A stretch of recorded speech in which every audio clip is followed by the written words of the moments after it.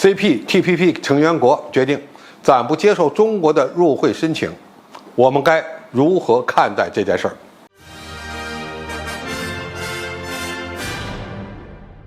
观众朋友，大家好，我是费彦超。在中国加入 CREP 之后，中国与东盟的贸易额暴涨，区域国家都成为了受益者，所以中国接下来又把目光看上了开放水平更高的 CPTPP， 并且提出了入会申请。最近 CPTPP 成员国部长级会议决定暂不接受中国的入会申请，同时申请加入的还包括中国的台湾地区，同样也没被允许。在很多人看来，中国加入过去曾经以打压中国为目标所成立的 CPTPP 就是一个姿态。如果你也这么理解的话，可能就肤浅了。打入敌人的内部，瓦解敌意，虽然看起来很好，但是我们的目标可不是为了单纯的反对美国，而是为了自己的长远发展，而且一直在积极而认真地做准备。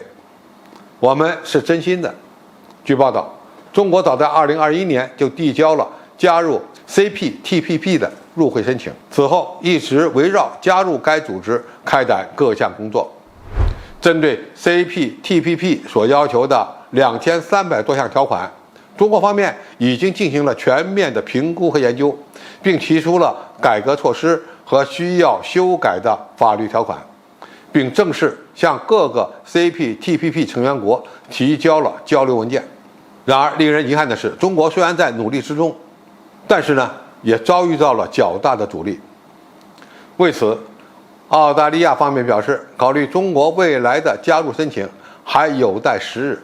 日本政府此前也表示，中国目前无法满足 CPTPP 的入会门槛。另外，还有几个国家与中国的产业竞争相当激烈，并不希望中国加入。当然，这些并不是主要的因素。现在可以看出来，中国加入 CPTPP 的进程注定将会非常漫长。但是我们的决心非常大，绝对不是为了表达一种姿态。我们看待中国加入 CPTPP， 一定要从中国发展的角度去看问题。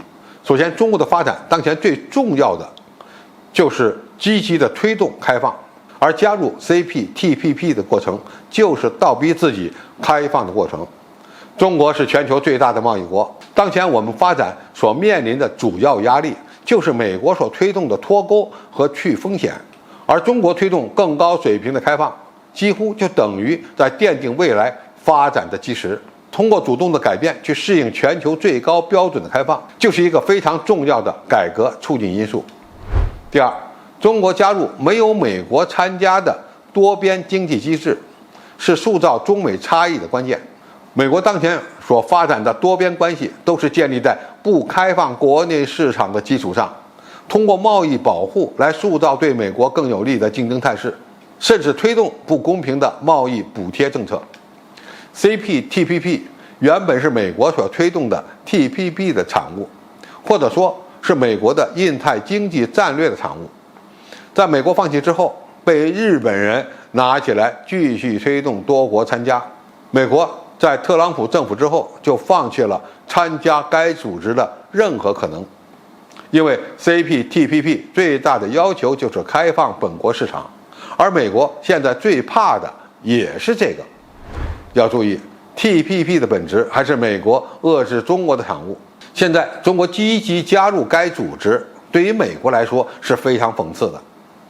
美国不敢参加 CPTPP， 而中国积极参与，这本身就是在树立两国形象的巨大差异。第三，中国明白短期内无法加入 CPTPP， 也不用特别着急。我们加入 CPTPP 的阻力有多种说法，包括与澳大利亚存在的一些尚未解决的贸易纠纷。目前，国内在对外贸易的一些法律条款上与 CPTPP 存在着冲突，多个行业无法满足开放标准，与部分成员国存在着产业冲突等等。但是，中国当前最重要的就是向 CPTPP 的开放标准去发展，向全世界亮明中国未来是供应链最可靠的合作伙伴。这个态度本身就是具有战略价值的。总体而言，中国在对外开放的历史进程中，努力加入 CPTPP 是非常重要的一环。只要变得更加开放，更好地融入全球产业链，才能更好地奠定未来的发展基础。